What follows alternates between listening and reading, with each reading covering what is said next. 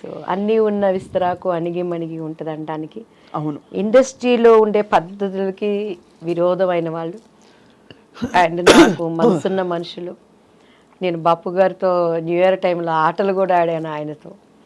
మొన్న కూడా రోజా ఒకసారి దుబాయ్లో బాపు గారికి లైఫ్ టైమ్ అచీవ్మెంట్ అవార్డు ఇస్తున్నప్పుడు చెప్పింది, ఒక ఆడది అందగత్తె అంటే ఎన్ని అవార్డ్స్ రివార్డ్స్ వచ్చినా బాపు బొమ్మ అనేది అది ఒక క్రెడిట్.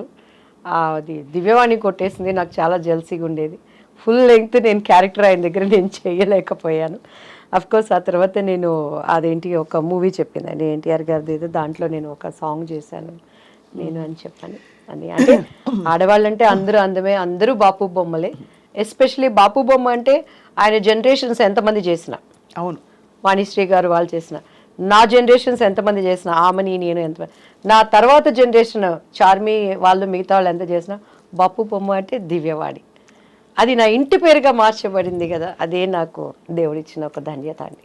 అదే మరి చారెడు బారెడు పిడికెడు గుర్తుందా? పిడికెడు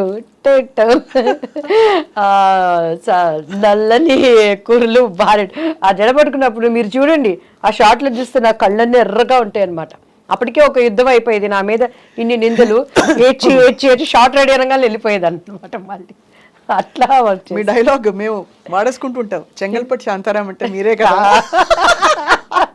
అదోటి అమ్ముకుట్టి అమ్ముకుట్టి మనసిలాయో కిట్టమూర్తి కిట్టమూర్తి తెలుసులే ఓయ్ ఓయ్.